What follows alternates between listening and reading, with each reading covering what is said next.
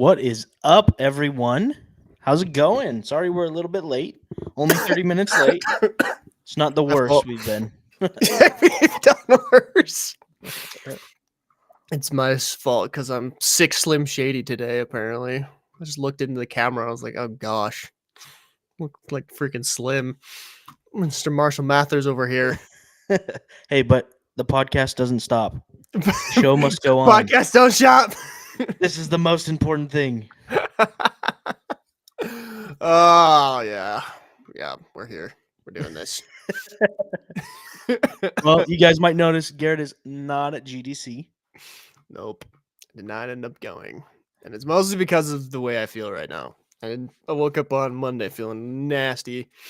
Felt a little bit better yesterday. I did some streaming, but yeah, ended up today just feeling like crap again, so I did not end up going. Bummer. Sucks. There's a lot of cool people I would want to see. Jordan, did you go to GDC? Jordan's in the chat. Heck yeah. He wasn't there. He was streaming this morning too. I popped in on his live stream. Oh, nice. I accidentally popped in on my personal account. He shouted it out. I was like, crap. Can't let people be seeing those private things I'm liking. No, sir. Nah, it's fine. Is it called Breadbox's private channel? Super secret. Super anonymous. Breadbox is super secret. Definitely not Garett channel. Don't worry about it. That's all it says. Anyway, Jordan was talking about some interesting things. It's fun. But yeah, I'm not at GDC, which is a bummer, which is kind of funny because I haven't seen any major announcements from GDC either. So it looks like I'm not missing much. So yeah, one of the interesting things, this isn't our news yet, but one of the interesting things that I saw is they're rolling out a nationwide union for the gaming industry at GDC, which is pretty interesting. Was it also involving Canada? I don't know. I haven't seen that, but I don't know the specifics of how unions work enough to either comment on this, but I have heard it said. Again, this is just hearsay. Like I disavow anything I say because I have no idea. But I have heard that there could be some benefits to making like an indie dev union, because it would allow us to potentially fight back against big companies because we'd have the benefits of a union behind us. And also there's also the potential for getting insurance through unions. Because it acts almost the same as a corporation and stuff. Again, hearsay, could be beneficial. Not sure. We'll see what happens. Yeah. But that is interesting. That is very interesting. I want to address the same way that I say every week. I'm not hunchback. I'm just chilling, dude. I got a freaking Secret Labs chair. When I spend $700 on a chair, I expect to be freaking lounging every time I sit down to work. So I'm just chilling, dude. I'm not hunchbacked. I'm just napping. Just straight chilling. I'm a chill guy. Guys, he's got the same posture as Queso. He's doing great. Before, a lot of the chairs I had really hurt my neck and my back. So I had to get something that I'm in this chair for 8 hours a day working on different things. So I had to get something that makes it more comfortable for me to be here. And I don't I have a friend who just found out he has really bad carpal tunnel. He's 30 years old and he has to go get surgery because he has severe carpal tunnel from writing code and playing video games. Yeah, that's happening more and more. I have so many things now to as soon as anything starts hurting on my body, I'm like, all right, what's the accessory I need? Yeah, exactly. I will at some point talk about the thing I'm sitting on, but someone did send it to me, so I'm not allowed to mention it yet. So I'm working on that. Don't worry, guys. Don't worry. Nice, dude. I'm excited to hear what you think. I got this one. I love this one, but $700 is not feasible for the majority of people. You have to be pretty dedicated to your craft. You have to be a couch potato. Yeah, so. I have a new theory that I want to do. I've realized as I've been experimenting with this new chair and my old chair, is I actually want to be able to work laying down. And I'm probably going to make it happen. So, if you guys want to see how I come up with my laying down stream setup, that's funny. Thank you. I did have a good enough chair when I was working like super heavy hours. So there are a couple times where I had to work like I don't know 120 hours in a week. I was pulling That's not healthy, the chat. Please do not office. take Declan's advice on how to work a normal schedule. Yeah. Well, it was for release, which I'll be honest with you guys, if you're getting in the gaming industry, if you want to be a game programmer and you get into big games, that is the norm. There is usually a grind session before you release a game. 100%. People are grinding. So I was Crunch time is what they call it. I was preparing for release of a marketing thing that I was working on, and I had to stay at the office for like 3 days. So we had a shower downstairs in the office, so I just go shower there, and basically was living there. Oh, that's disgusting. Well, we had a shower, so it was all good. But I was and I had extra clothes. You know, I was still hygienic, just in the office working the entire time and sleeping. But my chair did recline like the PewDiePie chair, so I just like lay in my But chair does and it do this? just crash out for like I don't know 2 hours Dude, whenever I had time.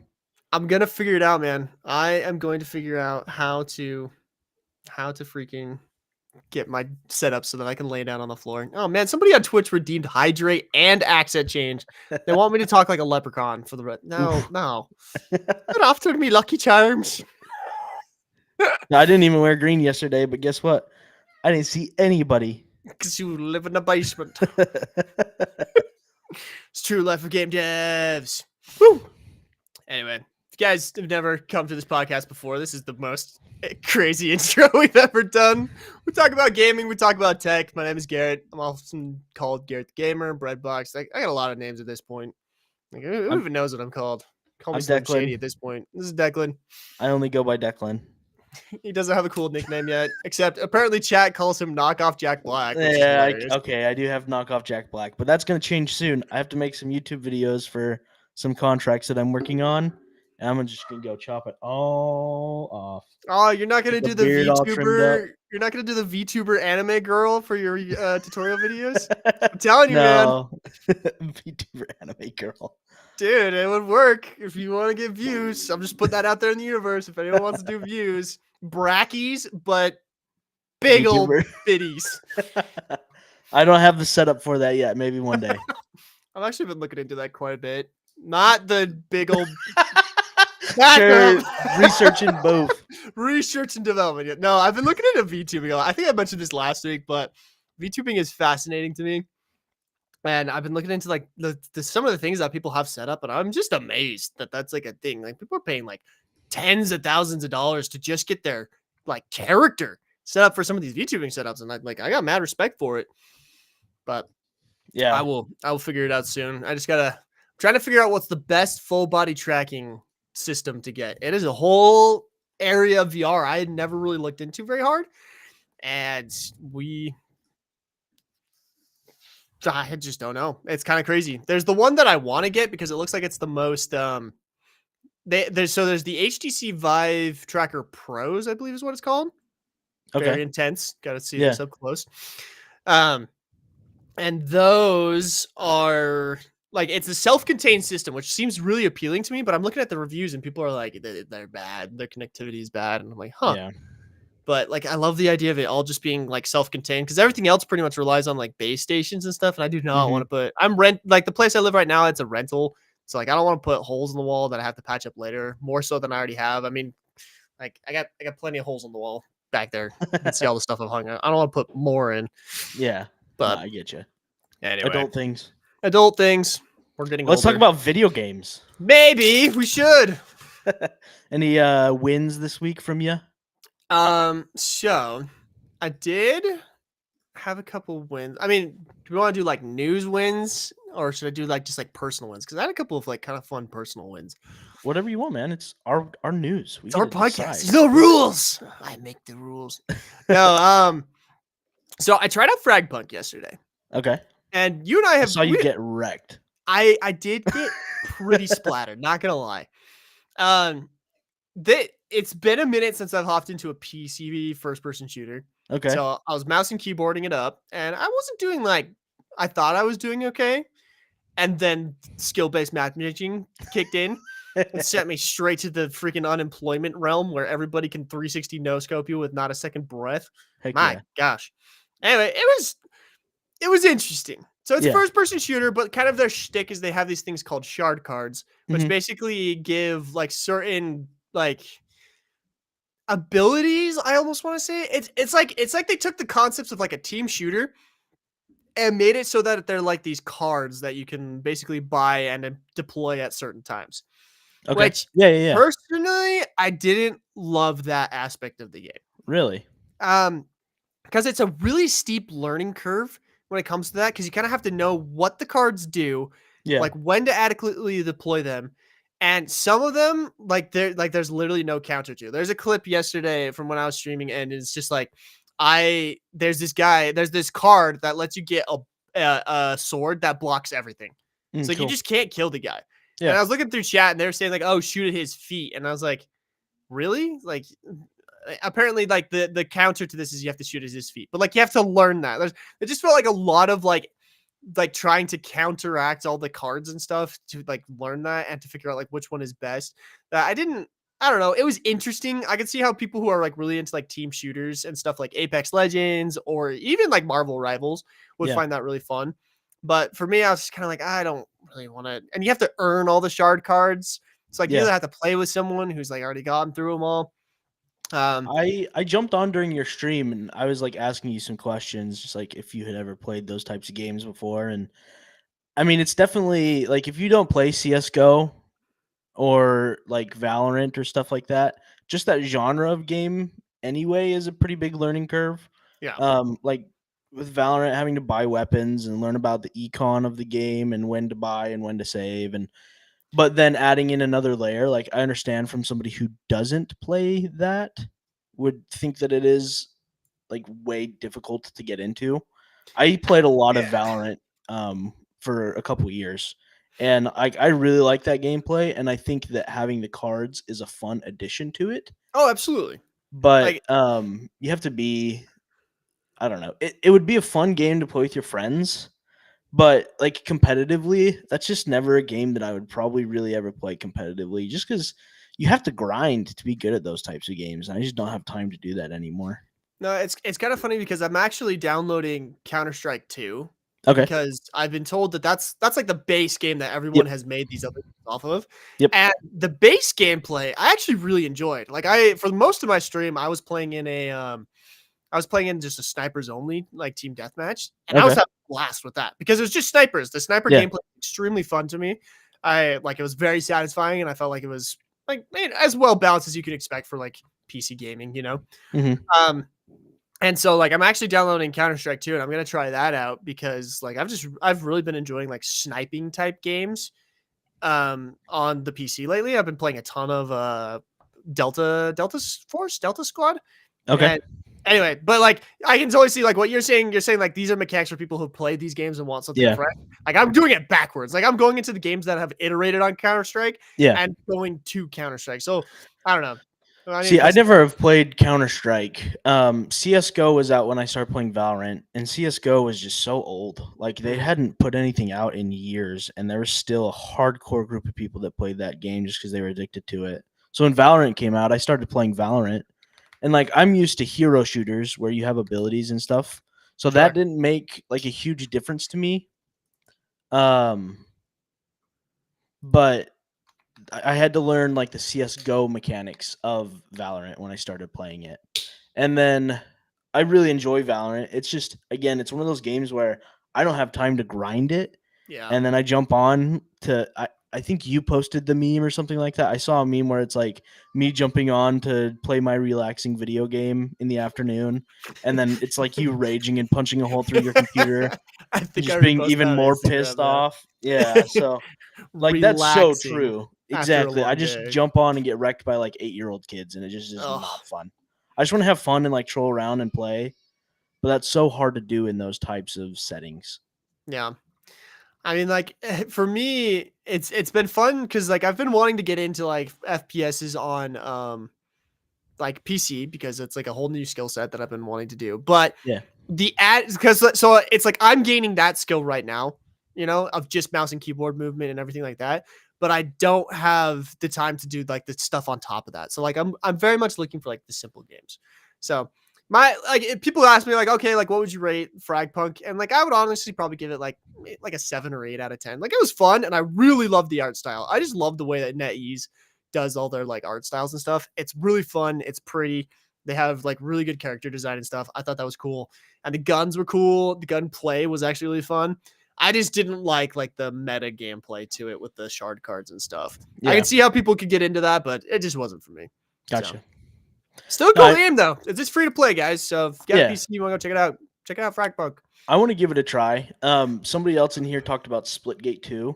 I don't know if you Splitgate. played Splitgate 1. I thought that was so much fun. That's one of those games where actually I prefer to play it with a controller just Yes. because it's Halo. Yep. You know, Halo controls. Anything Halo related, I will never be able to play mouse keyboard. It just doesn't feel No, right. you can't. And also with like the addition of like the portals and stuff, I know Yeah. that like there was a really good setup you could do with your controllers where you could easily get those two gates going really fast. Um, I have not played Splitgate. I think I would enjoy it, especially since I've been playing like a lot of Call of Duty on the console. I feel like I could potentially even be good at it a little bit, but Yeah. no, I have not played that one. But I'd be curious to try it out. Like, I feel like that's another one of those games where it's like, let's take the base gameplay of a game that everyone liked, Yeah. Halo, and then iterate on it. And they did a good job. It's Halo meets Portal. Love You that. know, Love fun. that. Yeah, I have a win for a video game that I'm super excited about, actually. There's one of the most popular indie games ever. I don't know if you've ever heard of it. It's called, let me find it real fast. I actually can't remember the name. Let's see. It's a game where you're a bug. Ant Simulator? No. Hollow Knight. Have you ever heard of Hollow Knight? Yeah, I've heard of Hollow Knight. It's a Metroidvania, which is a platformer type game, like Metroid, where you go around, you go through like the same parts of the map over and over again. It's kind of segmented into different sections. So you go in, unlock a specific part, and that unlocks another area that you can go into. But it's not like, I don't know, you can cross back and forth in the map a ton. So, yeah, they just announced for the game that's coming out next, which is called Silk Song, which has been announced forever. Like it's been something that people are super excited about. They are going to have it day one access for Xbox subscription. So as soon as Silk Song comes out, it's going to be available on the Xbox Game Pass, which is pretty cool. Like That's huge. that's a huge release. That's a Yeah. huge indie studio with one of the most popular games ever made, like indie wise, being available for free to anybody that has Xbox Game Pass. That's crazy. Yeah, I mean, like they did that as well with like Black Ops 6. Like I own Black Ops 6 purely because it's through Game Pass, which Yeah. has been awesome for me. Um and like that's people need to realize that that's just the way things are going. Like Xbox is becoming more of a publisher than they are Yeah. like actually making like games and stuff. They're just kind of providing a platform that's going to be highly distributed. But that was cool though. Yeah, I know I've had a lot of people talk to me about Hollow Knight, and I'm just like never played it. Add it to the long list of things I ain't never tried. Yeah. But yeah, that's cool. Silk Song. It's gonna be on Xbox Game Pass day one. That's huge. Yeah, and that just, I mean, Game Pass to me has so much value now. It's crazy how what you can get on Game Pass. There's so many fun games on there. You could probably only ever have a subscription to Game Pass and have everything that you want, and probably everything that you would have time to play, you'd have available through Game Pass, which is crazy. As a chronic game dabbler who like plays 20 minutes of games and moves on, Yeah. like it is literally heaven to me. And I also like I've been paying for Xbox Cloud Gaming tier Okay. for probably like a year now, and I really love it. Especially because like I travel quite a bit for like work and just also like my wife and I we like to travel. It's awesome to like still be able to jump on at night and I can just still like play some casual games and whatnot. Like that's a ton of fun. Xbox, I know people have their opinions on like cloud gaming and whatnot, but I love it. I love the accessibility of it. I love the affordability of it. And I do think that like if Xbox were to make a handheld console, which is being teased all over the place, it's like coming out in leaks and whatnot, that it's just gonna be awesome. You know? Like especially if it has like cloud gaming access directly to like Xbox Game Pass and stuff. I'm stoked for that idea. Yeah. Anyway. Well, do you have any losses for this week? Um Any big losses? No, I did have another kind of win. Well, it's a win and a loss. I actually prototyped a bit of a game this week. I jumped back into the editor. Ooh. Okay. I've had an idea itching at me for a little while here, and I just wanted to like jump in and kind of like prototype it out and get a feel for it and see like if it would be worthwhile to pursue. And I did a little bit of prototyping this week and jumped into it. And like, oh man, did I freaking remember how terrible some of Unity's stuff is. Like, Unity is an awesome platform, but it Yeah. is crazy to me that like pushing a single button or a single check mark can take you from like getting like 300 FPS to 20 or 2. Like it is there are literally so many just nuanced settings that you like have to dig so deep into forums and stuff to find out what they mean and what they do and whatnot.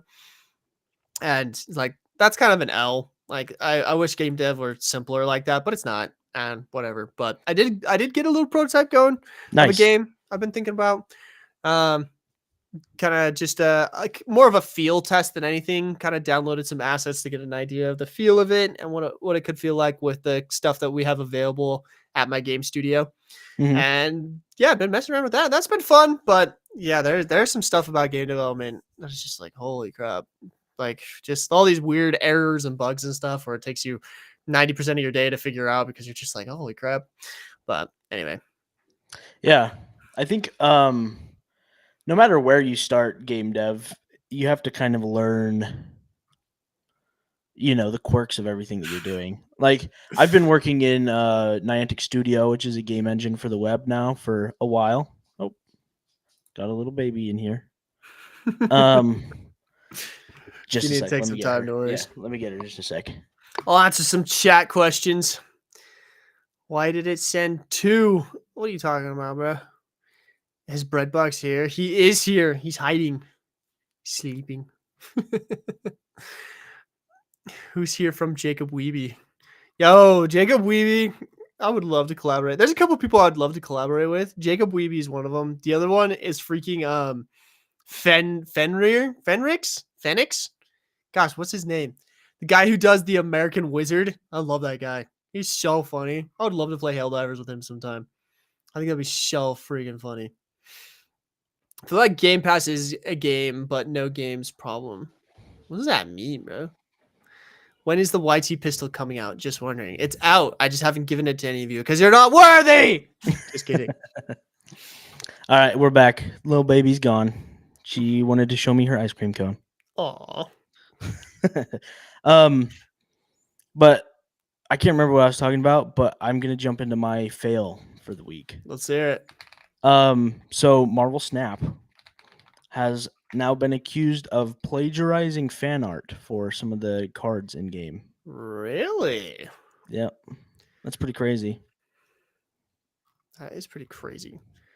I have had a few customer service interactions this week that have been like really negative with some players in one of my games, which has really sucked. I'm just out here trying to make fun games, and we've had negative interactions with fans. That's fine, people are allowed to be mad, and that's cool. But like, man, jeez, some people's lack of professionalism about lodging complaints is like, dude, I'm human. Yeah. Remember, like, please. I understand you're frustrated, but hey, it's okay. I saw something interesting the other day. It was somebody talking about customer service. I can't remember exactly what it was. I think it was with a video game. And somebody like their biggest hater on YouTube and on all the stuff that they were doing, they were like freaking out at the developer and being super rude and stuff.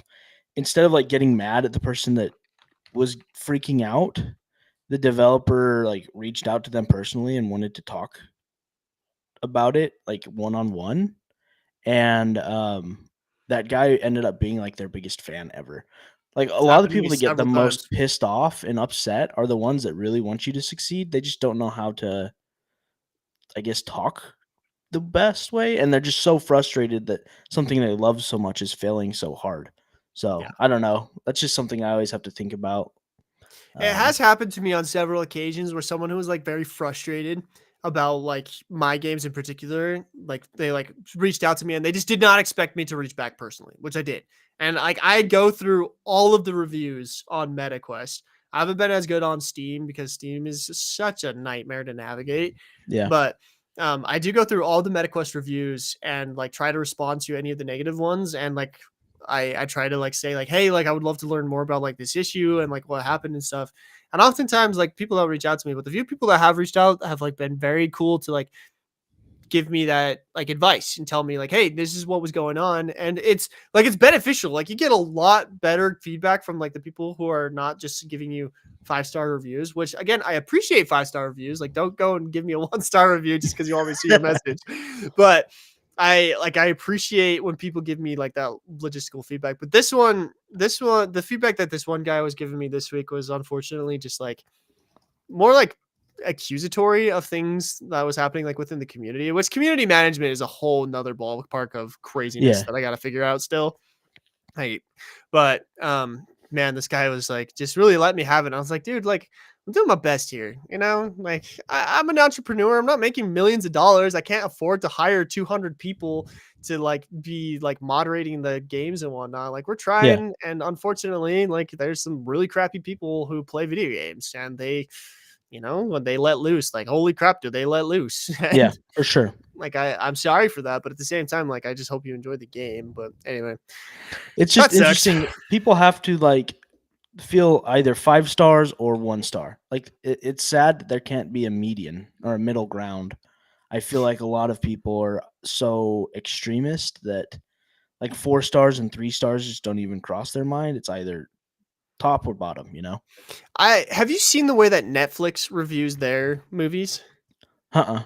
So I've noticed this recently that at the end, like when you're done watching a show on Netflix, it gives you 3 options for how to rate this star for the Okay. show that you watch. They give you a double thumbs up, which Yeah. is like I loved this. This was the best thing ever. There's single thumbs up, which was like yeah, it was good, it was all right. And then there's thumbs down, where it's like this wasn't it, right? And I kind of love that because it's like you either choose this was the best, this was fine, or this wasn't for me. And Yeah. I almost wonder if that's a more effective rating system than like 5 stars. Cause I feel like you're right. You either get 1 star or 5 stars and sometimes 4 stars, and everything else in between just kind of gets swept under the rug. Yeah. But I don't know. It'd be interesting to like see people try new like rating systems, especially on like platforms. Like I love Steam's rating platform because they have Yeah. like positive, overwhelmingly like they do a really good job of helping you differentiate between what's going on. So Yeah. I think it's all about how you like organize it and how you word it. Because you have like 1 through 5 stars, right? But that's not really like descriptive enough. I feel like that's kind of like the standard. It's been that way for a long time, but it's not super descriptive. Whereas Steam is still 5 categories. I feel like, right? It's overwhelmingly positive, positive, neutral. I can't remember Um, how they phrase it in a weird way when they ask you about the game. They ask you like, "Would you recommend this to a friend? Why or why not?" And they ask you at a certain point. Like they'll only ask you to review a game if you've gotten like over an hour of gameplay in it. yeah, I've noticed. Gosh dang it! How do they word it? Let me go in my library and rate Fragpunk and see what it says. yes, Jason Poplin. That is all disc golf. It's all disc golf stuff. Oh man, no, rating systems are interesting, and like it's valuable feedback for like the devs as well. Like they want to know if something is wrong, like you want to know about it, Yeah, you know. And oftentimes those channels of getting to the developers to be able to report stuff is just I don't know. But oh, that's a good question. Okay, so General Milo just brought this up in the YouTube chat. He said he's never gotten a game based off of reviews, to be honest. I just look into it before I get it and decide if it's for me. So this would be a really interesting poll. I might put this out on my YouTube channel real fast. Like, how valuable are like reviews to people? Does other people look at it? I'm gonna ask, like, do you look at reviews? I I find myself actually looking at reviews a lot, whether that be on Steam or on DoorDash. Like I so heavily am influenced by reviews now, and I've tried to be better about that, especially with food, Would because make sense.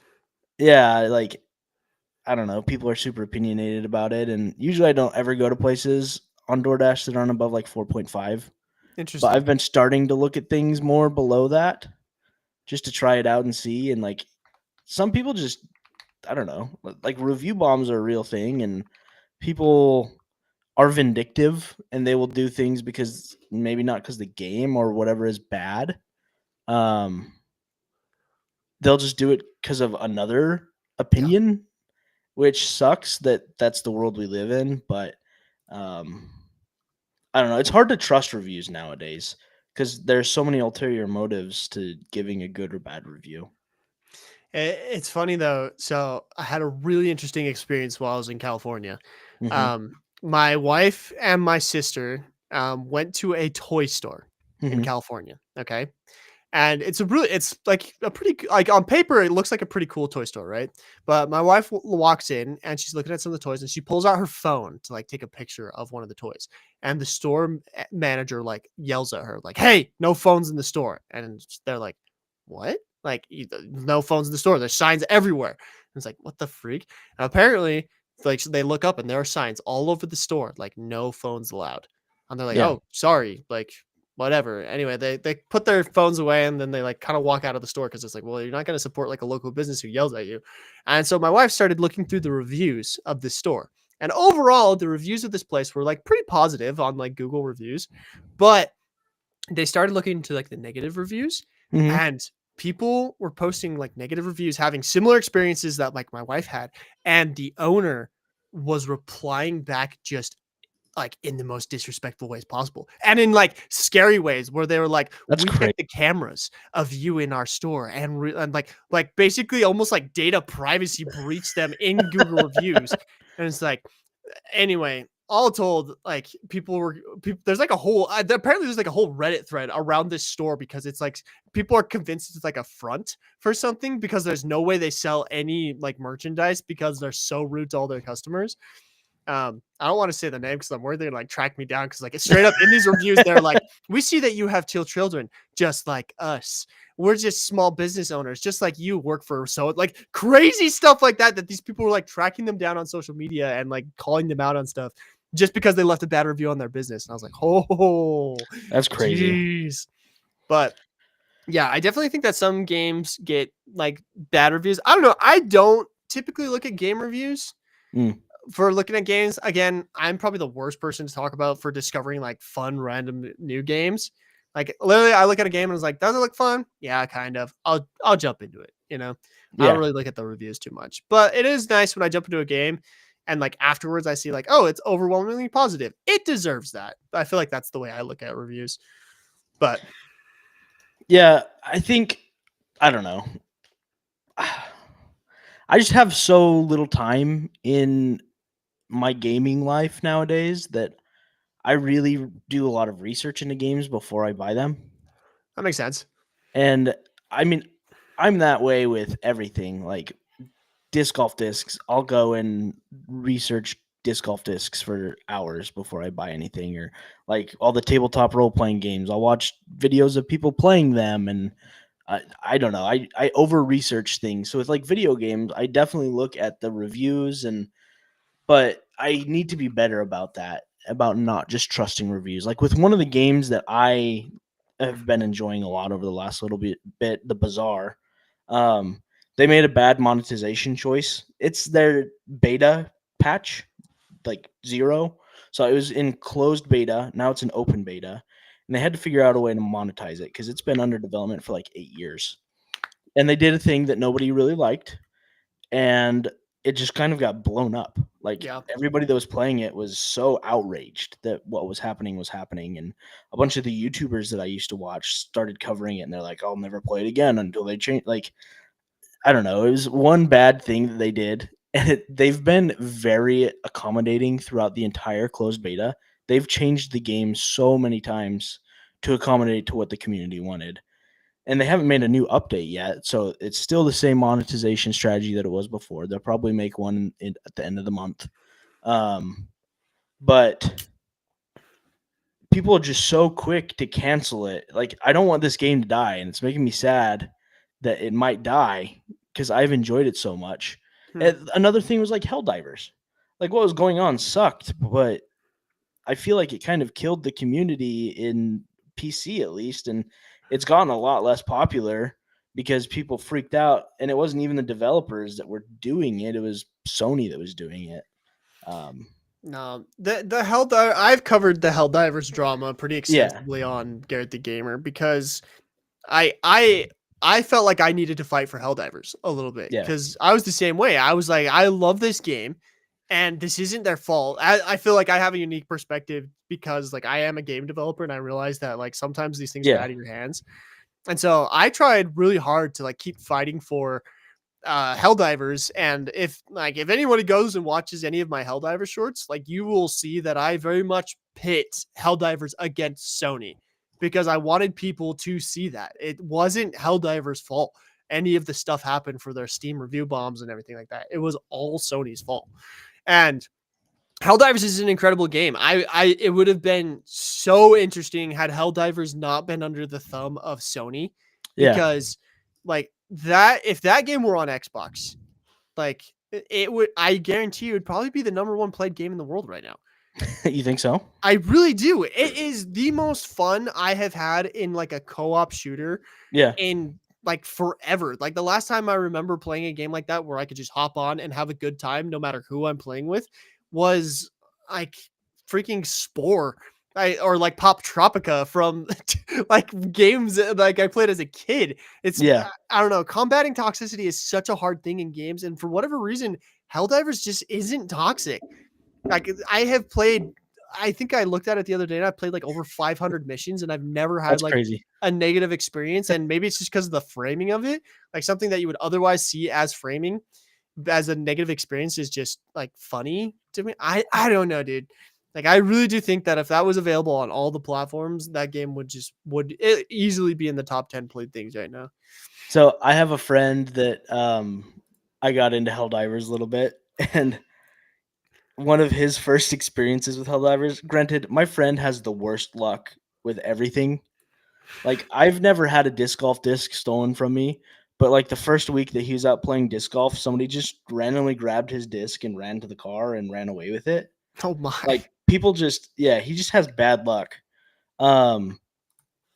So he jumped into Helldivers, and he's like grinding on a harder difficulty. It had been after he'd played for like a week, Okay. and the guy jumped in. His teammate shot him,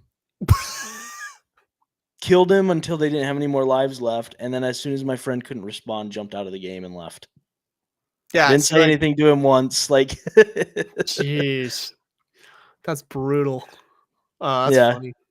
he Unlucky just he stories. has bad luck, but it's just funny to me. Like, I always talk about how, yeah, like communities are good, or like disc golf. I always say like the community's awesome. I always get every disc like returned to me. I've never really lost one unless I throw it in the water or in some place where you'll never find it.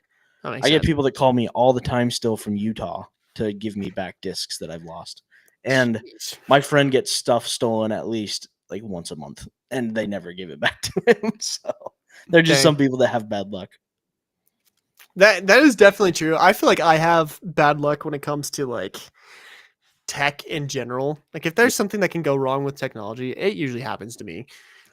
Like the first time I ever bought a gaming laptop, the motherboard I got fried like within a week or Really? something, and I had to That's get it crazy. replaced. And like this current PC that I'm using right now, only 3 USB ports work because my daughter shoved a cord into it that was plugged in. She took a lightning charger for an iPhone and shoved it into the big thing of USB ports and fried Oh them all. man. And I would have to pay for a whole new motherboard to get it replaced. And I'm like, I'll That just sucks. buy USB extenders. So I have the, like, people have been asking me to do a setup tour, and I'm like hesitant to do a setup tour because my cable management is the most garbage thing on the planet because I have to work with like 3 USB ports, people. Yeah. So anyway, And children. My daughter And- comes to my office and just unplugs everything. It's like I just spent forever putting that together. Like, come on. But I was on a call today with one of my devs. We were working on something together, and literally my kid comes in and just pushes the button, and my whole thing turns off. And I'm like, thank you, children. thank you. I love being a parent. That's funny. Anyway. Oh, there's some good stuff. Working from home is kind of crazy, but Yeah. it's good. It's overall good. Well, we're talking about toxic communities. We have had a really random episode today. Sorry, guys. Garett and I guess, just had some venting that we had to do. Apparently. But, well, do you guys have any questions for us today? We kind of want to do a little bit more community stuff. In the chat right now is the developer I was working with, T Sundown. He's the guy that's working on one of our game prototypes right now. You guys want to go check out his channel? Cool. He's awesome. But he was the one I was working with today when my kid came in and turned off my setup. Still can't believe you used fork knife joke in your latest shirt. Did you see that, Declan? No. So I was like, can you guess this game based off of an emoji? And I put up a fork and knife, and it was Fortnite. Fork knife. It was so good. I thought it was a nice way to explain such an epic game. Oh my gosh, you are a dad. I am a dad. I got the dad jokes. Can we talk about Xbox? Dort over in Twitch chat has been begging us to talk about Xbox. Bro, the new Xbox leaks. Those are something. Have you seen anything about those? No, I haven't. Let me look them up. I've talked about the handheld a little bit. Yeah. It looks like they're going to be making some kind of handheld. But the other thing, I think I talked about this a little bit last week, but supposedly the next version of Xbox is essentially going to be the most affordable gaming PC that you can get at home. I'll see it when I believe it. That'd be nice. In theory, they could pull it off potentially. And they're saying that basically they're going to make it so that out of the box, it can run Steam games with like full like support and everything like that. So that would be really interesting, because if that's the case, the console wars is over. Like PlayStation, if they continue to put stuff on Steam, the Xbox users now have access to it. Which I could totally see PlayStation just pulling everything off Steam if they were to do that. Asus already makes really good handhelds too, and if that's who they're partnering with, like, that's going to be super interesting. One of these days I need to get a handheld. I need to get the Steam Deck, and I probably need to get the ROG Ally, and try them out. But I've not done that yet. The Steam Deck is very interesting to me. I think I would play more Steam games if I could play them through Steam Deck, just because of its versatility. Yeah. But yeah, I don't know. I for one, if Xbox really, I did a poll the other day actually on my channel where I asked people if they would buy a handheld console from Xbox, and like, let me look up what the results were, because that was super interesting. What did people say? They said, would you buy an Xbox handheld console? And 24,000 people voted. That's crazy. And it was split 57-43 for yes. Wow.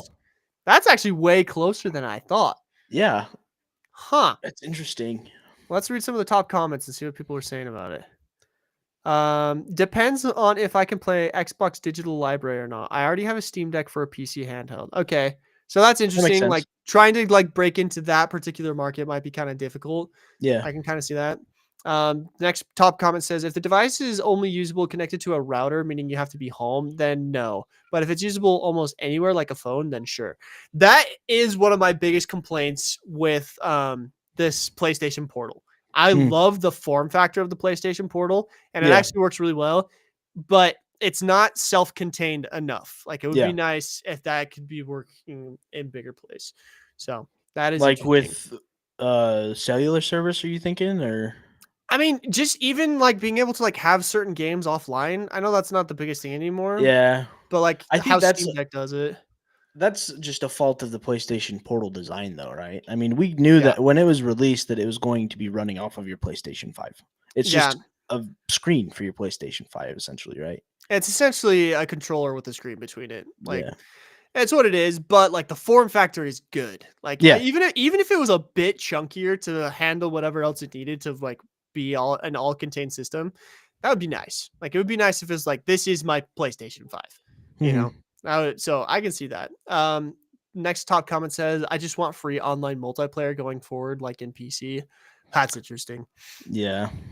Ah, man, I'd be curious to see because I remember that was a major selling point of PlayStation when I was in high school is you didn't Mhm. have to pay It was for free. PlayStation Plus. Yeah. Yeah, there was no network fees, and I was like, why would I get a? I played PlayStation almost all through high school because it was like, well, why would I pay for internet? Like I already Yeah, pay for for sure. internet. Like why do you double down? Um, that's interesting, huh? This is another interesting one. Why would I get one when the Steam Deck works fine? It has no online subscription fee and can be used as a regular computer for the most part and has all the PlayStation games that have been ported. The main draw to console is that it's cheaper, but a handheld would have to be around the same price. There's no point. That's really interesting. It's a really interesting look at that.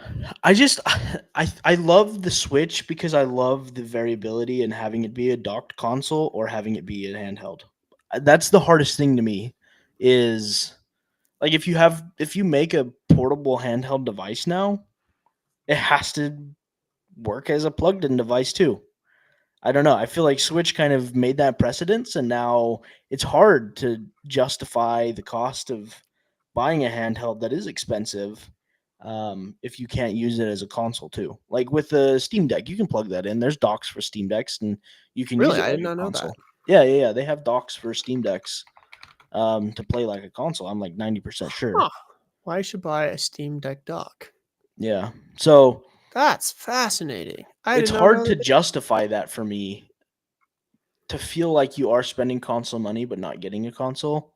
But if the processing power is powerful enough and it looks just as good, like with a Steam Deck, I've looked at this Steam Deck before. I really want an OLED Steam Deck. I think it'd be fun. Just because, again, I like the emulation side of it. I think that it'd be awesome to emulate a ton of my favorite games. Like having the Xbox just work on my Steam Deck would be dope. Like all my favorite Xbox titles, but um, yeah, I think that that's kind of a precedence that there's not going to be just purely handheld devices anymore. I feel like unless you buy something again like my little play date here that is specifically designed to be a niche piece of hardware that not everybody's going to love, but some people are going to want. And this is like, I don't know, very niche. It's not a main consumer product, and I could never see Sony or Xbox releasing a product like that ever. Like they want to release things that would be mainstream user devices and not something that would be a niche little fun hobby device for people. 100%. But I could see them seeing, I mean, having seen the success of the Steam Deck, which I feel like the Steam Deck has been extremely successful. I could see Xbox, especially Xbox. PlayStation, I have no hope for. I think Yeah. they'll stay forever in the console war. But I really do think that Xbox could potentially look at that and just be like, you know what? We need to be playable anywhere. Because that, I mean, that is a major drawback for a lot of people is the fact that it's like, you you have to go jump on your TV and play it on a big TV and stuff where you can't like play it in bed. Like, I mean, I would be curious to know like how many people like play games before bed, right? Hmm. And I think that like if you like if I could play again, I'm obsessed with this idea of being able to lay down and like play games and work and everything right now for whatever reason. And Just the because you're so idea tired. well, I have this weird thing, dude. This shoulder has a giant knot that uh, hasn't like gone away in like a couple of years. And I've started noticing that in a lot of my VR videos, they're kind of hitched to the side a little bit. And it's because my head is like being pulled by this knot to this side. And I literally think it's from this is how I sit in my chair when I work. Like I kind of that's kinked over funny. to the side. So I've tried like getting better chairs. I've tried standing. Standing is 10 times worse for me.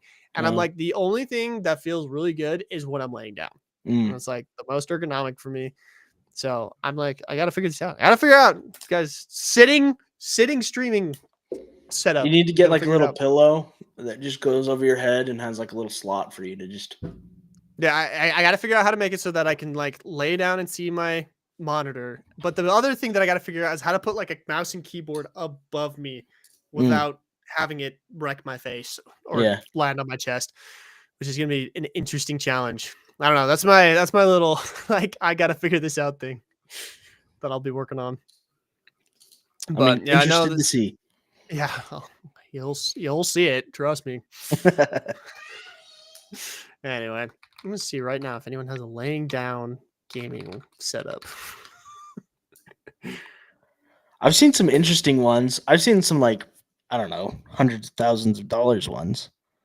There's that Where thing that called the Scorpion. Have you seen that? yeah, where it's that self-contained thing with the monitors in front and it's Yeah. like an orb and you just Oh man, I could. I'm looking You at know some what you people's should stuff. look at for inspiration is dental offices. That's a good point. Pretty sure they just My bolt their TV to the ceiling. Yeah, I have an uncle that has a dental office and it's actually attached to their chair that reclines. So it's Interesting. like a little hook that goes around and it puts the TV above and it moves up and down with you as you're like moving up and down in the chair too. But it's just kind of like attached to the chair. And then you just look at it and it's just chilling out there. Pretty interesting design. Oh, this is interesting. Some guy has just a projector that's just flipped up onto the ceiling, and so he can just like lay in bed while he's playing. Yeah. Interesting. They're calling them gaming bed setups. Oh gosh. Oh gosh. I opened up everything. What is happening? Well, my computer just broke. Keyboard no working. Your fancy one that you got Keyboard. made. Yeah, which by the way, guys, the guy who made my keyboard, which by the way is super cool. Look at this thing. Yeah, it's dope. Beautiful. Sounds amazing. Y'all have always heard it on the stream and whatnot. But he just started a YouTube channel. It's called Binker sick. Builds. He's gonna start Binker? building stuff. Binker, Binker. That's dope. Binker Builds. I'll put it in chat. Binker Builds. Go check him out. He's the one that built my keyboard, and he's building more keyboards. He's trying to start a little bit of a business out of it. That'd be fun. Like he makes good stuff. I can vouch for him. I've been using this thing forever now, and it's beautiful. This is my keyboard. I bought one last year. And I like the switches I have, but That's not bad. That's not bad. Ooh, that's buttery. nice little clickies. Dude, I'd never realized how like deep of a dive you can go into. Oh, and, like, for sure, keyboards. dude. Love that. Keyboards are awesome. I I have a bunch of extra switches and stuff too that came with this one when I bought it. There's all these like little things. The cool thing about this Binker Builds, guys, he's kind of just like deep diving into that like whole realm of things. Yeah. And so he has these little tricks and stuff that just gives you these just amazing sounds. I just love it. Anyway, go check out Binker Builds. Man, anything else to talk about today? Definitely. Well, I feel like there's been a kind of a dry spell in the gaming space for a little bit. This week has been very quiet. Last week was crazy. A lot of stuff going on. I think let's be honest, everything is just getting ready for GDC. Everybody's just been getting ready for GDC. You would think, but there's not like usually that first day of GDC, you get a ton of news. I'm looking it up right now. GDC news. It's just all AI crap. Yeah, I know a lot of people that are there. Yeah, I don't know, dude. I don't feel like people announce that much at GDC anymore. I feel like it's in like their own. There's Gamescom at the end of the summer, which is like kind of the bigger one. And then everyone has kind of their own proprietary like releases and stuff like that. But that's super interesting. 75 euros max. That's fairly quiet. Jack Potter. I do not have one off the top of my head, but let me see how much the one I bought cost. He's asking for a keyboard recommendation. That's about 75 euros. So that's like $90-ish United States dollars. Or is it 100? Might be 100. I think it's 1.5 to $1 right now. That's crazy. Oh, poor America. I also think that a little bit about GDC is because of the union getting announced, like first and foremost, everybody's kind of like, yeah, for sure. Taking a little step back. It's just kind of been a slow year. I know a lot of people have some stuff cooking. like we got through last year. Was it last year or the year before where we had all the like writer strikes and stuff like that? Yeah. Which definitely put a hard stop on a lot of the storyline parts of game development. Um, so I wonder if like this is kind of just like the catch up year. Yeah. So yeah, we're just kind of a little bit dry on gaming news. I felt like last week there was a bunch of it, and then this week it's just kind of everyone's holding their breath for GDC. But I don't know if GDC is going to have anything for us. We'll see. We will see. Oh no, mine was $150. 100 euros max. You can always check out Keychron. I have a few of their boards, and they've been pretty good. So I bought mine off of Amazon. It's a Nuphy Nuphy Air 96. Has Air 96. Gateron brown switches. So this is the brand. Nuphy. Oh, that's nice. So yeah, the one I bought has brown switches. Mine's a custom build, so I mean, it really the audible like sound of the keyboard really depends on the switches that you're using. I used to have a red switch keyboard, and it was much clackier. I actually gave it to my daughter to play with as a toy because it's like a nice clicky toy for her. So makes sense. Oh, there is that one news about Assassin's Creed Shadows. Oh yeah, it's like this is a make or break moment for Ubisoft. That's how that game does. I'm very curious. I feel like it's already gotten a lot of bad rap, even from the get go. There's just a lot of things right now. I feel like a lot of culmination of things that have had bad press over the last little bit are finally starting to come out, like the Ubisoft game.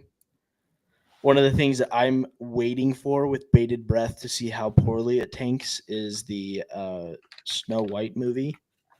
Yeah. Just like stuff like that that's received bad press over the last little bit. A lot of stuff like that's finally coming out. And it'll be interesting to see if it's all people talking and it actually does well, or if it actually tanks as bad as people are saying that they think it's going to tank.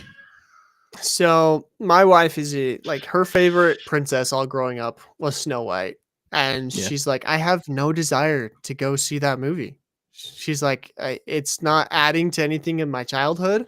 Yeah. And it's just like, that feels like they've changed it so much. And it's just like, she's just like, I don't, and that's like the people they need to target is like, they needed to target people like my wife who now have kids and like want to take their kids to go see that. And it's just not hitting for that demographic. It was really interesting being at Disneyland because I went to Disneyland, what was it, 2 weeks ago now? A week ago? 2 weeks ago. And like, it's so funny to me because Disneyland does just an incredible job with like their attractions and their rides and stuff. It's incredibly overpriced, but like the park experience is like unparalleled, right? But I just remember looking at like the movies that they were advertising like around the park. Like around the park, there's like a few places you can see like stuff that's coming out soon. I was just like, nothing you guys have right now is even remotely interesting to me, which is sad. Like Disney used to be like the one that you could always expect greatness from. One of my favorite, two things. Disney Pixar, I saw recently, hasn't won, I think, an Emmy. Is that what it is? An Oscar in like 3 years, which is the longest it's ever been without winning one, which is crazy. But then like my daughter knows, she loves the Disney princesses, all the older ones. Like we watch the Disney princesses and stuff, but just as much as she recognizes the Disney princesses, she now recognizes Sonic, Tails, Knuckles, and Shadow from the Sonic movies, and Mario. She loves Princess Peach and she loves Mario and Luigi. And it's so funny because she's never played any of the video games, but because those movies have done so well, she loves those movies so much. Like, I don't know, there's something about like Minions too. The whole Illumination studio is just putting out so much good content that there's just so many more competitors. DreamWorks too. Yeah. We'll see with the new Shrek how bad that does. That got flamed. That was pretty interesting to see how badly they were flamed for the new Shrek look. Which, again, going back to Sonic, when they first released their first trailer for Sonic, got memed into the ground. But instead of doubling down on it, they listened and literally changed the entire animation of the movie. Now they've made 3 films and they've made like billions of dollars at the box Yeah. office.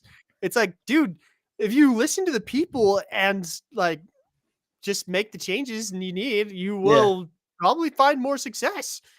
I don't Well, I know. think Snow White tried to do that, but because I don't know if you remember, it was Snow White and the 7 magical creatures or whatever before it was Yeah, the it 7 like they didn't dwarves. want to do dwarves. And And then they then went back and added the dwarves back in with CGI. oh, they're so uncanny, dude. Like literally looking at Yeah. those, I've watched the trailer. Like they make me like there's something Just about them that just cringe. makes me cringe, dude. Yeah, Which and then oh, ugh, they just align themselves with actors that people are not liking. Like just the stuff that controversial. Rachel Zegler has said, which sucks as Disney, Yeah, right? like that's not under their control, but still, like Yeah. I don't know. I've heard they've canceled all projects with her in the future, which is what needs to happen. But I don't know. That's one of the movies that's just kind of destined to not do well, I feel like. So we'll see. I don't know. It's interesting because like DreamWorks has been making some power plays because now there's the whole what's it called? Burke from How to Train Your Dragon is going to Oh be at yeah. that new Epic Studios that they're making, the Epic Land or whatever it's called. Hmm. And I keep seeing stuff on my For You page on TikTok of the stuff that you can do at this new freaking Viking attraction is basically Yeah, what it is. It's Vikings and dragons in real life. And it's awesome. And I've been dude. showing it to like my kids and they're like, hey, like dad, let's go there instead of Disney. Like Yeah. there's some legitimate competition to Yeah, I want to Disney. go to Mario Land. I would be Mario fine Land not looks going to Disney and amazing. go to Mario Land. Right. You And know. like I know I talked about this earlier, but there's a Minecraft world that's gonna Yeah. be built, like a whole Minecraft amusement park. And I'm like, if they pull that off, that could be huge. Well, I live in Texas, right? And they just bought a huge area here. I can't remember what company it was. It's going to be a kids theme park though in like Fort Worth, Texas, Yeah. and that'll be crazy to see. It. Let's see. I think it's going to be. So they have a Peppa Pig theme park here right now, Oh, really? but maybe it was Plano. Well, yeah, some giant company bought a new thing here. I don't think it was Disney. And they're building out, I think it was Universal, like some Universal playground for kids. That's going to be here. Yeah, it's a Universal Studios theme park coming to Texas in 2026. And I See, love like Universal. Like, I they don't know, have it'll good be stuff. yeah. No, they have So, great stuff. Again, I am a firm believer in like I mean, I don't really want to say it like this, but it kind of sounds bad but like I'm kind of a firm believer in capitalism in the sense that like competition is oh yeah, best for creating the best products. It really is. Like one of the reasons I feel like VR has struggled so bad is because no one's like no stepped up to the competition. plate to compete in that realm. And Yeah. again, it's niche. I get that. It's not applicable to everyone. And I think it will always be that way. That's totally fine. Oh, I got an accent change to do it in British. I just feel like that's offensive at this point. But like I love that these other companies have stepped up to the plate where like Disney has failed. Like there's been some incredible animated movies outside of Disney and Yeah. even in the superhero realm Mhm. recently. Like that new Invincible show Oh, is dude, incredible. I Like love Invincible. I have the comic books. Like, as soon as season 1 came out, that came out in 2021 when I was starting to work at Continuum, mhm.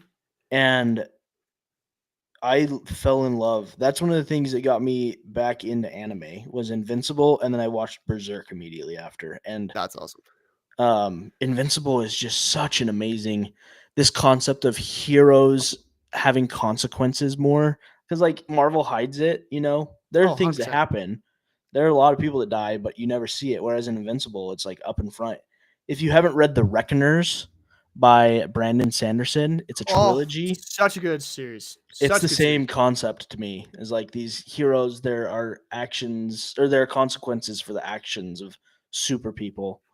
Yep. If you're older, if you haven't watched The Boys, that's another one. It's Also just like a fantastic. genre that is so good right now. And yeah, Disney, I'm enjoying the new Daredevil movie or new Daredevil TV show. I think it's really good, but again, it's a play back into the brutality of all Yeah, that stuff. it's going into like the dark and gritty of it. Like the Yeah. one Disney movie I will say I'm even tiny bit excited about that I've seen announced is actually is it called Thunderbolts? the like anti-heroes of Marvel? Oh, Thunderbolts? I don't remember, but I know what you're talking about. Yeah, so it's like it's the Black Widow's sister and like Hmm. her dad, and then kind of like all the misfit toys of the Marvel universe, and they're like Yeah. grouping up and creating what's I guess was called Thunderbolts. Secret Agent, is that what it was? The Captain America guy from the Yeah. Secret Agent, and then which there's he like has a awesome comic books too. yeah, but like I think the Marvel universe has grown up, like because like if you started watching like we did, because like Iron Man came out in 2008, and if you like started getting into Marvel with like the rise of Iron Man and stuff, like we're now adults, Yeah, and adults, I'm sorry, but typically speaking, we like grittier, kind of yeah, more realistic things to an extent. You know, it's still fun to go see some movies that just kind yeah, of suspend your disbelief for a while, but at the same time, I do think that like most people are looking for darker, grittier stuff, which is why Daredevil's doing well. It's yeah, why Invincible's doing well. It's why The Boys is so popular yeah, because that's more real. It's why Deadpool and Wolverine did so well. Like it's superheroes that like you know and love them, but with like adult humor and yeah, adult like topics and stuff like that. Anyway, yeah, for sure. I will say though, I did watch How to Train Your Dragon for the first time ever and fell in love with that oh, world. So that's one of my favorite yeah, movies ever. One of the few book to movie adaptations that I can say, okay, that I was didn't know it probably was a better. book. I'm sitting That, here as a Dungeons and Dragons nerd, like thinking about stat blocks for all of the dragons and How to Train Your Dragon, so I can throw them into some sort of Dungeons and Dragons world. So, good, totally good. hey, what's It's up, good. Shark 8627? What's he saying? He just Oh, said, he "Can I have a want to shout shout out?" out. Is that I what just people mean, mean? They want to shout out. yeah, they just You want shout to. them out. They just want you to say their name, dude. Oh, okay. Anyway, But let's wrap up with our game recommendations. game recommendations for the week. I will recommend the let's see, what was it? The first one that we were talking about with Silk Song. The fuss. I gotta find the name real fast. I was thinking about that anyway. Um, let me find it. My brain just. Was it Hollow Knight. Hollow Knight? Yep. Hollow If you Knight's haven't played classic. Hollow Knight, you need to play Hollow Knight. It is a ton of fun. One of the best indie games that I've ever played. Metroidvanias are such a fun genre, but they have to be done right. And the world of the like Hollow Knight is so immersive. You're all little bugs, dude. You're just cute little bugs. I don't know. It's just a fun little world. I think that it's hard. It's like a difficult game to beat. I've beat it. I definitely am thinking about playing again though. And it just really is an indie game that did everything right and I love it. So 10 out of 10 would recommend to anybody who's looking to play kind of just a little bit more of a it's a harder platformer, a little bit of a sweaty platformer, a little bit of sweaty combat, but it's not like Dead Souls levels, but it's a lot of fun. All right. All right. Hollow Knight. Yeah. Maybe if I ever get into that platforming genre. You got to try it. I think you'd like a Metroidvania more than you'd like a platformer. It's a type of a it's not like a Mario platformer. There's like or like Celeste. Celeste is the other game I want to recommend. I don't know if I have in the past, but I think you've mentioned it once before, but it's not a bad thing. it almost won Game of the Year. That's right. That's how good it was. It was recommended for Game of the Year and was competing against Red Dead Redemption 2 and God of War. Oh, that's just a bad year to have to compete with that.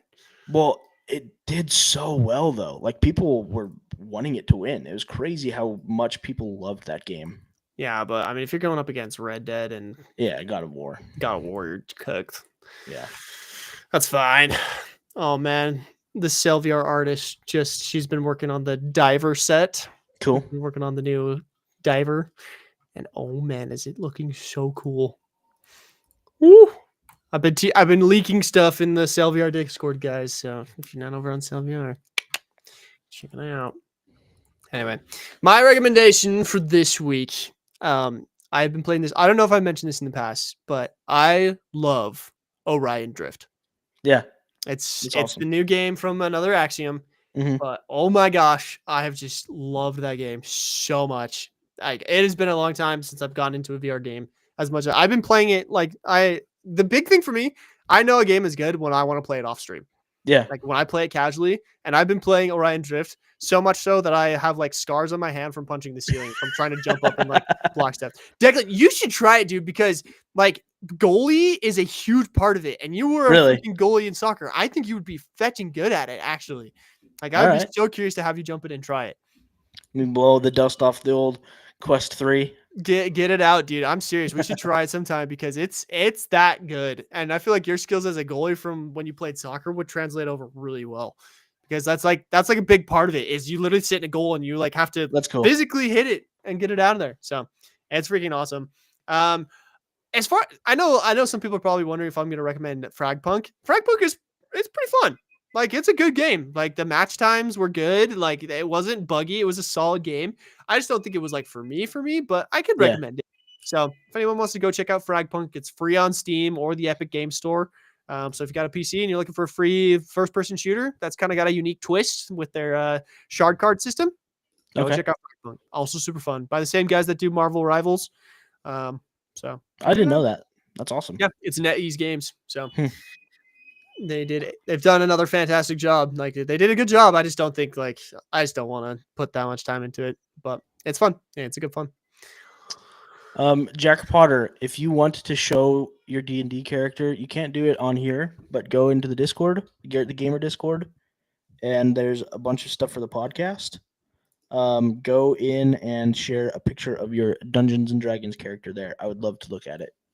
Yes, sir. If you haven't been here before, these are all Dungeons and Dragons books. This whole shelf right here. This is every single book that came out in 5th edition Dungeons and Dragons. So, and then And these probably are all 6 or my 7 other. headsets. Yep. Garett and I are collectors. We really are. Did I show you I got more Star Wars stuff? Yeah, Got I saw another your helmet. That's so dope. I've got this one now, and now I have the Imperial Scout Trooper. Oh, nice. There you go. Love it. I'm gonna get a 3D printer and I'm gonna start printing helmets. I told my wife that, and she was just like, "Where are you gonna put them?" I know a guy that can help you. You 3D print shelves for it. That's what you do. Sir, 3D printing unleashes everything, all potential. That'll be great. Yeah, one of my friends can give you some pointers on how to get started in 3D printing. He's a huge helmet printer. I think he actually just shared. Let me see if he just shared one of his most recent pieces with Matt and I. Oh, actually, the funniest thing, he shared this with me this weekend. He 3D printed Crocs. Oh, what the heck? Yeah, he That's has crazy. soft plastic, and he 3D printed functional Crocs, and he loves them. That's crazy. So Like that's insane.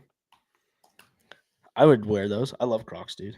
I'm such a dad now. I don't wear shoes anywhere because I work from home. I wore my dope Nike like Jordans the other day, and they killed my feet. So I took them off and put my Crocs back on. That's funny because I almost exclusively wear. There's a shoe called Birkenstocks. Yep. It's basically like a Jesus sandal. Yep. That's as soon as it's warm enough, even when it's not warm enough, like that's my shoe. Like I wear that almost exclusively. Need to look into some. I do Crocs and New Balances. I have a pair of New Balances that are super comfy. Yeah, welcome to the podcast where we just talk about how we're getting older and we talk about getting older stuff. Jeez. Jack, I have played Nine Souls actually. I do have that on my MacBook right now. I need to finish it up, but good game. I'm gonna Tons of fun roguelikes. I'm gonna probably start playing Red Dead Redemption online. Dude, we need to get you into some of these smaller indie games. Nah. There's no time for that. There's no time. No, you can beat them. That's the thing. Red Dead Like Redemption it. Online, you never finish it. You can That's sit down kind and of the play these for point, like though. 4 hours and crank one out. So Dude, much fun. So one of the games that I played the crap out of as a kid, is called Spore. Did you ever play Spore? Yeah. So Spore had this space stage that was like my favorite thing on the planet. Like that was the game for me. And the whole idea of the space stage, like the end goal of it is you're supposed to defeat this civilization called the Grox. but like they're infested throughout the entire galaxy. So there's like hundreds of thousands of planets with them and like in on it. And like that was just the most fun thing to me is I could jump into that game today and keep trying to defeat the Groks and I'll never do it. And Yeah. it's just there's something about that to me, like jumping back into stuff. I don't know. Dying Light. Perez Trio is wondering what do we think about Dying Light. Never played Never it, played it. so no opinion. Yep. I thought it was Dead by Daylight for a second when I read it the first time, and I was super excited to talk about the new murderers in it. They Dead by just Daylight. I would did be down to play Dead by Daylight on a stream you gotta sometime. try it. If you're building a game that's similar to that, you gotta try it out. So the funny thing about me building games based on other games is it almost helps to not play the game and almost stay at this meta of what people Really? expect from the game. Because when you start diving into the game, like you can only think about that game and the way that game is done. Whereas if you kind of stay at this high level where you just observe like what people say about the game, you can kind of get this idea of like the game people wished it was, but it isn't. And that's Yeah, the game I try to build. I get that, but I love like actually seeing because Dead by Daylight's a really popular game. You gotta Oh, for like sure. test it out and see what mechanics work and what don't. Oh, for sure. There's definitely a lot of stuff. Like we've learned this with Sail. Like we've learned why Sea of Thieves did a lot of things they did because Yeah. like in Sail we've come across like the problems that they obviously encountered at some point along the way, and we're Hmm. just like we're gonna make this decision, and I'm like okay that makes sense why you guys did that, but because we're not you, we're gonna do it differently, and Yeah, that's led to both really cool innovation and some also very frustrating things. for sure. Um, but no, I think with Dead by Daylight though, I would be totally willing to jump into that. Maybe for spoopy season, we'll go jump into it. They just got a new anime character in there. So Oh, Tokyo Ghoul, one of my Tokyo favorite Ghoul. animes. Is that So good. which one is that? It's one. I mean, it's called Tokyo Ghoul. It's one where the guy's like a student and he dies, but his spirit gets like combined with a ghoul. I don't know. It's kind of hard to. It's like a high school one, kind of a drama, but as well just like gory. It's very gory. That's why I liked it. But how's the fan service? I don't remember honestly. I don't remember. That's fair. I've been recommended a bunch of animes lately. The problem is I don't want to sign up for Crunchyroll Yeah, because it's another subscription. you got to So do. If you haven't watched Berserk, you should watch Berserk. I've been told. So I've You technically got only to. watched It's on one. YouTube. I've watched. I've only watched Attack on Titan, which was fantastic. Like absolutely game changing for me. But the other one that people have been telling me to watch is Jujutsu Kaisen. I think is the other one. Yeah, Jujutsu Kaisen's really good. Jujutsu Kaisen's pretty good. I know there's one going out right now called Solo Leveling that my Yep. brother-in-law is watching. He says pretty Mhm. good. I watched one Um, called Dan to Dan recently. It was Dan. okay. Okay. Chainsaw Man is pretty good. Chainsaw Man. I've seen lots of clips from that one. If you haven't watched Full Metal Alchemist Brotherhood, Ah, it's on Netflix. that's one I could watch. Oh man, it is. That is another one of. I think that's probably top 2 animes for me. All right. That and Berserk. And if you haven't watched Cyberpunk Edge Runners, I watched Cyberpunk. okay, That was fantastic. I yeah. loved that series. That was gosh dang, that pulled on some heartstrings. That was so Oh, good. dude, yeah. I Holy listen to crap. the music from it. But Berserk, look up Berserk. I'll send you a link to a YouTube playlist because the I bet. 1990 version of it isn't available anywhere except for on YouTube.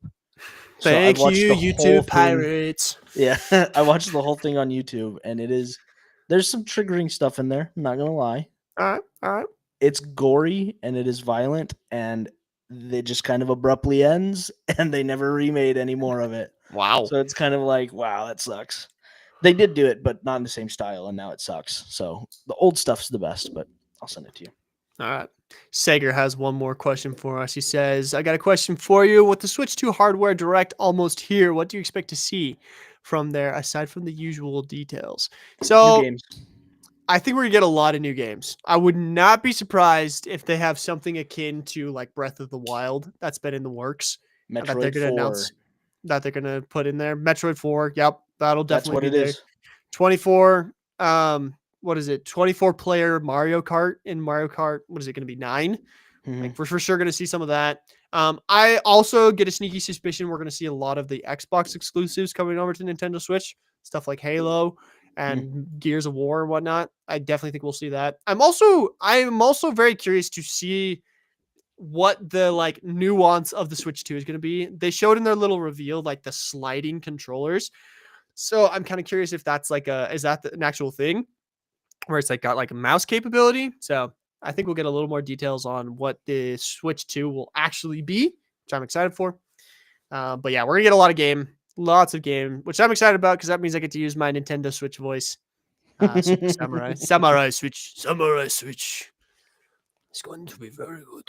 I think if okay, Metroid Prime 4 has been under development for a while. If it's not a Breath of the Wild version of Metroid, then people are gonna riot. Bro, They I better would let us be know. all for that. I didn't even think about that being a possibility, but now that's all I want in life. Dude, Holy Metroid crap. Prime, have you played Metroid Prime? I played what did I play? I played one of the Metroids way back when on GameCube. I can't remember which one it was. But I played Samus as Samus all the Okay. time on Smash Bros. Yeah. Like, and I found out that there was a game, kind of dug into the lore a little bit. Not a ton though, but that sounds awesome. Yeah, I enjoy Metroid. I enjoy the Metroidvanias, obviously. Clearly. But Metroid Prime is fun too. It's like a first person shooter version of it. So yeah. I like first person shooters, as people well know. I could be there for it. Well, we have gone way over. we were gonna try and keep this at an hour, and we just have been rambling for an hour and a half. There's the always entire stuff to podcast ramble about in the episode. tech world. Oh wow. Let's wrap it up. This has been the Practically Reality Podcast, everybody. Thanks for everybody who stayed. Thanks, guys. Remember to watch it or not watch it, but listen, download on Apple and Spotify. We appreciate it. We are at averaging around 100 episodes a week, which is pretty dang good. 100 viewers, not episodes. 100, or not, yeah, 100 downloads a week, which is pretty dang good right now. That'd be crazy. Man. That'd be nuts. But, yeah, we're gonna hit 3K downloads pretty soon. So that would be awesome. Yep. Yeah. So we go live every Wednesday around 2 p.m. is what I'm going to start saying, since it's always my fault whether or not we get online. Wednesdays at 2 p.m. Mountain Standard Time. That's 1 p.m. Pacific Time. If you don't catch us live, you can catch us on any of the podcasting platforms. So go and check us out there. We have social media, so go follow us. We're on TikTok. We're on YouTube. We're on Instagram. Go follow us. And also, if you join the Garett the Gamer Discord, we have a whole section for the podcast where you guys can suggest topics to us. You can comment stuff. Apparently, we're putting in D&D characters there for rating. We'll make a D&D character rating system when we're there. It'll be fun. Heck yeah. I'd be down. Send me all your D&D characters. Send the D&D boys. Maybe one day I'll play a D&D campaign. We'll get you on there. I have a funny idea for a character in D&D. I have no idea how the mechanics work, but I want to make like a super charismatic guy who can just convince people of anything. And his whole goal in life is going to be to start a cult. And that's all he will do throughout the entire campaign. I've played in a campaign like that before. That sounds so fun to me. Just every scenario, I'm just going to roll for like, can I convert this person to my cult? Yeah. I could make something like that. I could probably find some stuff. So it sounds so fun to me. And then also a guy with just like an infinite pocket and just pocket everything and just keep like a very detailed spreadsheet of all the things I pocketed throughout the campaign and somehow combine them in crazy ways. It's called your bag of holding. Bag of holding. It's a thing. Void. Oh yeah. Let's go. There's actually a monster where you can get inside of a bag of holding and get lost. And there's a monster that can live inside of there forever and randomly appear and murder you. So love that. Yeah.